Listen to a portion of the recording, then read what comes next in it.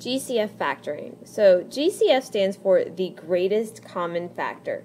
What is the greatest common factor? Well, the greatest common factor is the largest number or variable or combination of the above that two terms or three terms or that however many terms have in common.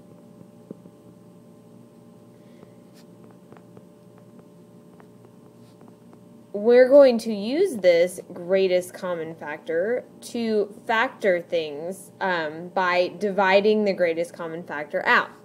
So let's just look at 8x and let's say 12y. 8x and 12y, what is the greatest common factor? So that would be the largest number or variable combination that they have in common. Well, let's see. 2 goes into 8. Any other numbers go into 8? 4 goes into 8, and 8 goes into 8. 12, well, 2 goes in, 4 goes in, 3 goes in, 6 goes in.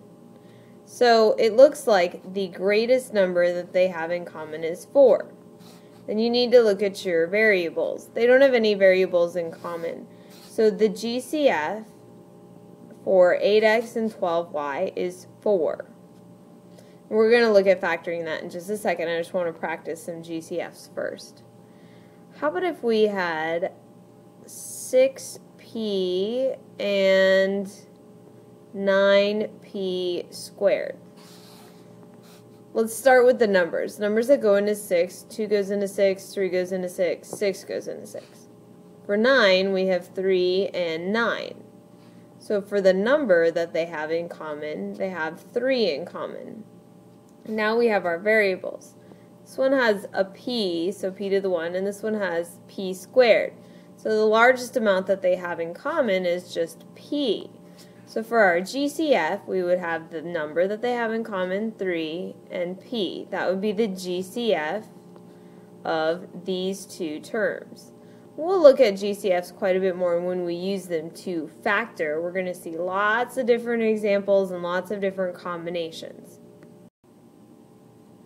Once we finally have our GCF and we already take it out, we factor it out, we'll write our answers in factored form. Factored form has parentheses in it. So we're going to have something like, say, x times x plus 2. That's what we're going to be looking for in our final answers. That should look familiar to you from single distribution. Finding the GCF and factoring with the GCF is actually the opposite of doing single distribution. So if you want, you can draw a rectangle, an area model, to help you kind of visualize what's going on here. We have 2x squared as one area and we have 10x as the other. We're going to find the GCF, put that outside, and then whatever is left over, whatever is divided out, becomes the top of our rectangle. So we're going backwards. Let's think about the GCF between 2x squared and 10x. 2x and 10x, the greatest number they have in common is 2. And the greatest letter they have in common is x. So that's going to be our GCF. Now we can write that in the front there if we want. And now we need to divide all of our terms by the GCF in order to see what we have left over. So we can think about this with our area model. What times 2x would give me 2x squared? That would be x. And what times 10x, what times 2x would give me 10x? That would be 5. So if we were to write the factored form of this expression, it would be 2x times x plus 5. We took this, factored out the GCF, and ended up with 2x times x plus 5. If you don't want to use an area model, you don't have to. You could just divide both of these terms by the GCF.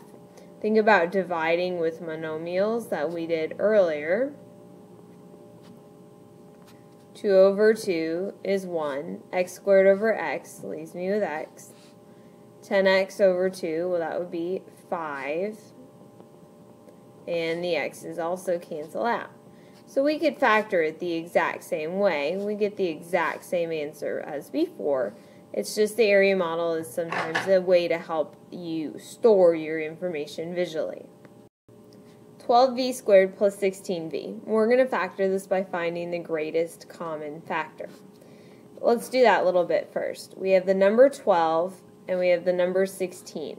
We want to find what is the greatest number they both have in common. Yeah, 2 goes into both of them. And 4 goes into both of them. Anything else go into both of them? Nope. So it looks like 4 is our winner. 4 is part of our GCF. And we also need to think about the variables. How many variables do they have in common? Well, one has a v squared and one just has a lowly v. So 1v is what we can say they have in common. Our GCF is 4v. Now again, you can use 2 techniques to do this. You could just divide both of these terms by 4v, or you can store it in an area model to help you kind of figure out what's going on when you write factored form.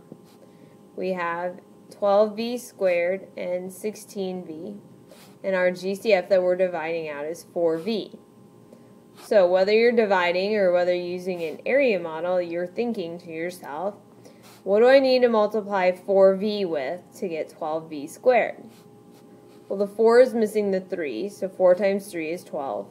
What times v is v squared? V. Now let's look at the other rectangle. I need 4v and 6 to get to 16v. So I need 4, and then I've already got the v covered. So the factored form is 4v times 3v plus 4.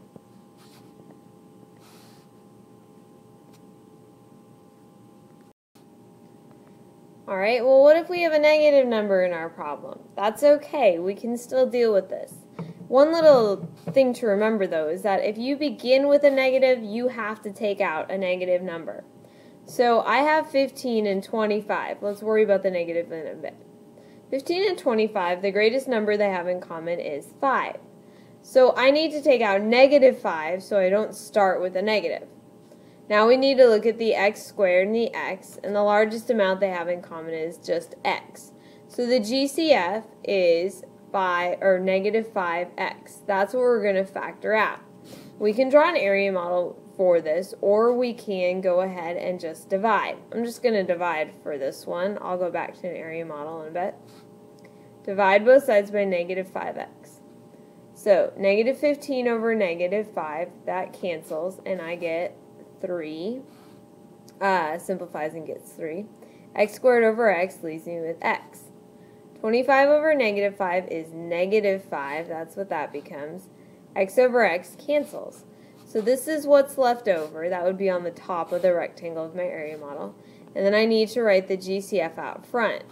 So here's the factored form of that expression. We can see the GCF followed by the binomial factor. We have 10g cubed minus 3g squared. We want to think about the GCF. I have the number 10 and the number 3. They don't have another number in common, so there is no number I can pull out as the GCF. However, I do see that 10 has a g cubed and 3 has g squared. So in this case, our GCF is just 1g squared, because that's the most amount they have in common. So that means we're going to divide out by g squared. I'm going to do this one with an area model so you can remember this way too. I have 10g cubed and I have negative 3g squared, and I know my GCF is g squared. So what do I need to multiply g squared by to get to 10g cubed? I know I'm going to need 10. I already have g squared, I need g cubed, so I need one more g. In the other rectangle, I'm going to need a negative 3. I already have g squared, so I'm good. So our factored form is g squared times 10g minus 3. What if we have 3 terms?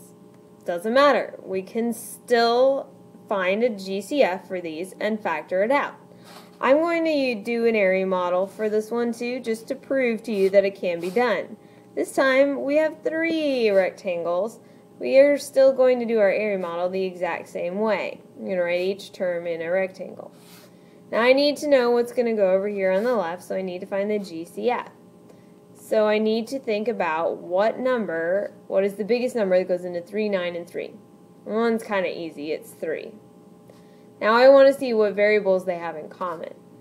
This one has x squared and this one has x, so it's very tempting to say that they have an x in common, but you need to look at all three terms, and there's no x on the last one, so the GCF is just 3.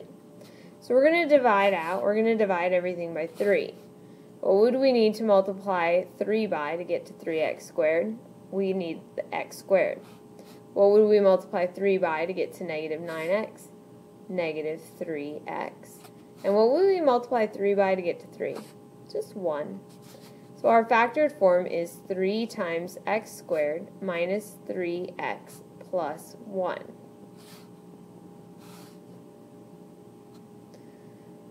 We can look at another example too while we're on this page. I got a little bit of space left. Let's say we had negative 4x squared minus 6x. Now I need the GCF first. My GCF. Now I lead with a negative, so my GCF has to be at least a negative 1. Now in this case it's 4 and 6, so negative 2 is going to be the number they have in common. I have x squared and I have x, so they also have an x in common. This means we're going to divide both of these terms by negative 2x. So negative 4 over negative 2 is a positive 2. X squared divided by x is x. Negative 6 divided by negative 2 is positive 3. You have to be really careful about that. And then our x's cancel out. So when we write our factored form, we write the GCF out front, and then the binomial that was left over, and that would be the factored form of this expression. 14n cubed plus 7n squared plus 7n. 3 terms, but we can still find a GCF for all 3 of them, and we can factor it out. I'm already noticing a number that I think might be part of the GCF. It's probably 7. So 7 goes into all 3 of those. That's part of the GCF. Do they have any letters in common? Actually, I'll have one n, at least one n, so that's part of the GCF as well.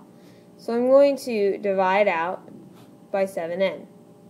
So 7n, I need a 2, and I need 2 more n's, so I need an n squared. And 7n into 7n squared, all I need is an n. 7n into 7n, well, I just need to multiply by 1. So my final factored form would be 7n times 2n squared plus n plus 1. And that's it. That's as far as I can go at this point. That's factoring with the GCF. I want to look at just another couple of quick examples, and then we'll move on to another type of factoring. This trinomial starts with a negative, so I know that I'm going to factor out a negative. Let's see if we can factor out a negative number and simplify it a little bit more. We have negative 2, negative 1, and 5. What is the largest number that they have in common? It's actually just 1. They don't have anything else in common, so part of my GCF is just negative or negative 1. Now they do also all have an n, at least one n, so that's also part of my GCF. I'm not going to draw an area model for this one. I'm going to divide just to mix things up. So we're going to divide everything by negative 1n. You have to divide everything because think about this. Those are 3 separate rectangles. So negative 2 over negative 1 is positive 2. N cubed over n is n squared. Negative over a negative is a positive. N squared over n is n. 5 over negative 1 is negative 5. N over n, they cancel. So I'm left with 2n squared plus n minus 5. And don't forget your GCF. That always has to come out in front. I always used to say, hey, you want to get credit for all your work, right? Don't leave that GCF out. You worked and you figured that out. So your final answer is negative n times 2n squared plus n minus 5. One more little challenge question for us. Let's have 24x cubed minus 12x squared. I say that this is a challenge one because 24 and 12 have a lot of numbers in them. We're looking for the largest number that goes into both of those.